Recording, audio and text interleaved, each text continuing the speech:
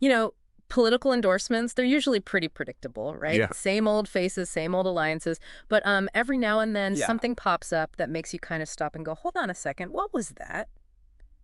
And that's exactly what we're diving into today. Okay. Those head-scratching, eyebrow-raising endorsements. Yeah, The yeah. ones that make you question if you really understand the political landscape at all. Interesting. So we're going deep, right? We're talking political commentary videos, articles from, well, everywhere. ABC, CNN, we've got the Washington Post in there, Sure. the New York Daily News, even some Google News sprinkled on top. We're Mhm. trying to crack the code on these unexpected endorsements, figure out what's really going on. Yeah, because I mean, it's one thing when you have, an endorsement from someone you'd expect, but when it comes from Out of left field. out of left field, exactly, it All right. really makes you wonder what's shifting behind the scenes, right? It's like a little crack in the foundation. Exactly. And it makes you wonder, how solid is that foundation to begin with? And the example we're starting with, well, let's just say it perfectly illustrates what we're talking about.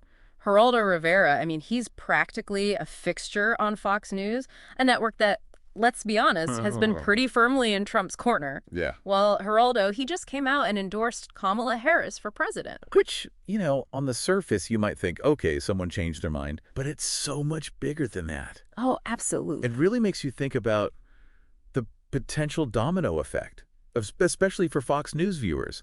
Are they going to start questioning the network's objectivity? Could this even embolden some Republicans, maybe those who are already on the fence about Trump, to speak out?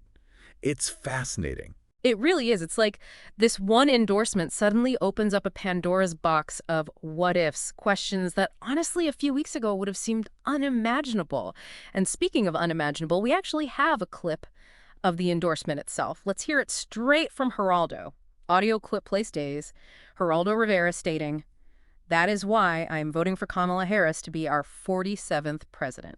It's kind of surreal hearing him say those words, right? Like it throws a wrench into this narrative we've been seeing of unwavering support for Trump, especially within certain media circles. For sure. And the thing is, it's not even an isolated incident. I mean, remember, we've seen endorsements for Harris coming from other Republicans, some who've been pretty vocal about their opposition to Trump. We're talking Dick and Liz Cheney, even Jimmy McCain's daughter. Right. And Adam Kinzinger. Oh, yeah, he was very outspoken against Trump. And even Jeff Duncan, remember. He made headlines saying that voting for Harris, it's actually patriotic, not just a Democratic thing. I mean, that's got to ruffle some feathers. It definitely does. And it's not just them. We can't forget about Stephanie Grisham. And then there are all those Republicans, over 200 of them, who worked on past campaigns, people who were with Bush, Romney, McCain. They're backing Harris, too. And get this, over 100 former national security and foreign policy officials are on board as well. That's huge. Especially from a group that usually puts a premium on, well, experience, a steady hand. It's interesting, right? Because each of these endorsements, they're noteworthy on their own. Absolutely. But when you take them all together, it starts to paint a bigger picture. It's not just a couple of voices anymore. It's becoming a chorus. Exactly. And it's a chorus that's getting louder. It makes you wonder who else might join in.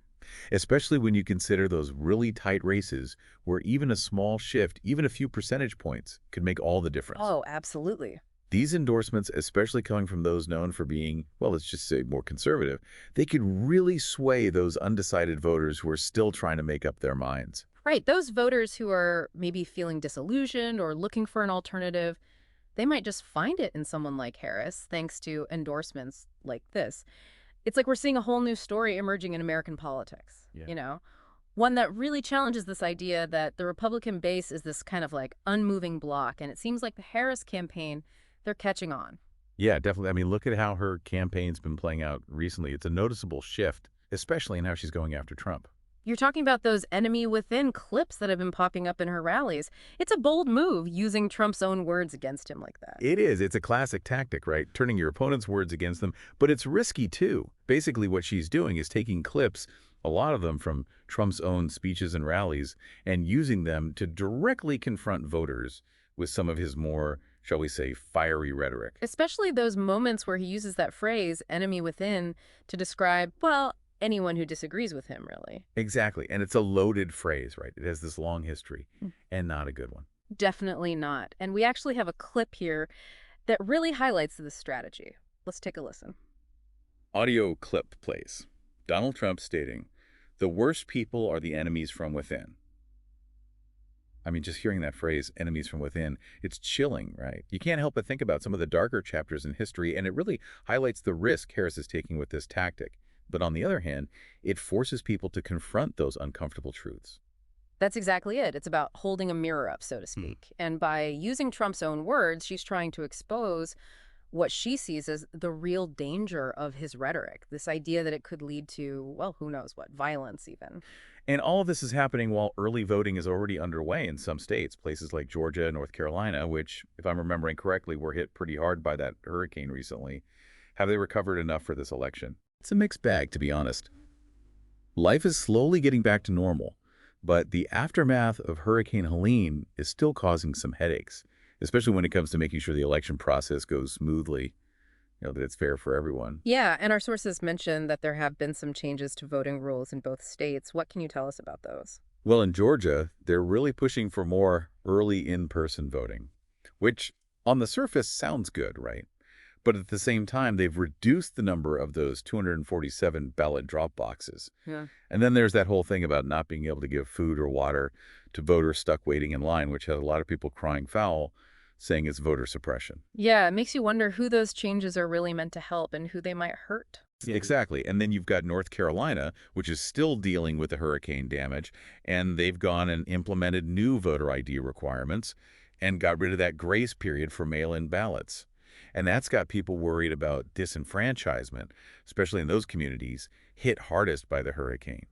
Folks who might not have the right ID or who might have trouble meeting those new deadlines. So you're telling me on top of all the usual anxieties around voting rights, we're adding the chaos and disruption of a natural disaster. That's a recipe for trouble. No kidding. And it's all happening in this pressure cooker of a political climate where misinformation is everywhere and nobody trusts anyone.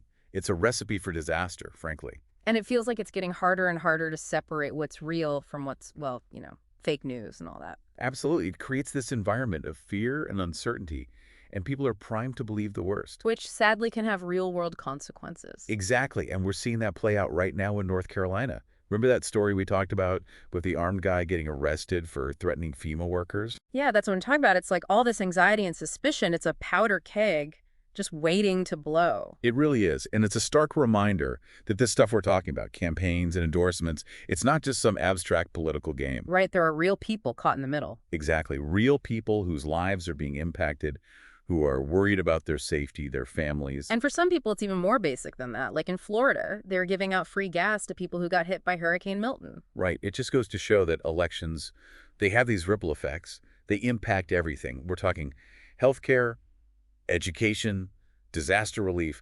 All of it hinges on who we choose to put in power. It's about the very fabric of our society, not just, like you said, some game. Exactly. And speaking of the bigger picture, things aren't exactly calm on the international stage either. Look at what's going on between Canada and India. You mean Canada kicking out that high-ranking Indian diplomat? Yeah, that's a pretty big deal. And I think it all goes back to those allegations connecting India to the murder of that Sikh separatist leader. It does. And it just highlights how incredibly complex these international relationships are and the tough spot it puts countries in when you're dealing with accusations this serious. It's like a tangled web, and sometimes it feels like one wrong move could unravel the whole thing. It really is. And this whole situation, it's about more than just this one event. It raises these huge questions about national sovereignty, international law, and frankly, how do you maintain diplomatic ties when everyone's suspicious of everyone else? It's a good question and not one with an easy answer. But I think it's a good place to start wrapping things up. We've covered a lot today. We have, from endorsements that make you rethink everything you thought you knew about party loyalty, To the very real challenges of holding an election while you're still dealing with natural disasters and this atmosphere of tension and distrust. not to mention those international incidents that remind us that, like it or not, we're all connected. It's a lot to unpack, that's for sure. It is, and if you're feeling a little overwhelmed, that's okay. The point of all this isn't to give you all the answers. It's about getting you to think critically, to question what you see and hear, especially in this day and age where information overload is the norm. Because at the end of the day, it's on us, each and every one of us, to stay informed, to engage in these important conversations. And to never, ever stop questioning. Because the world is a complex place, and the choices we make, both individually and as a society, have real consequences. Couldn't have said it better myself. So as we head towards this election, with all its uncertainty and, let's face it, high stakes, let's all make a commitment to stay informed, to dig a little deeper, and to never take anything at face value. And on that note, I'll leave you with this. If one single endorsement can shake up the entire political landscape, what other seemingly small events might be happening right now that could have a ripple effect on the world stage? Something to think about. It is. And on that note, we'll let you continue your own deep dive into the news. Until next time, keep exploring, keep questioning, and as always, thanks for listening.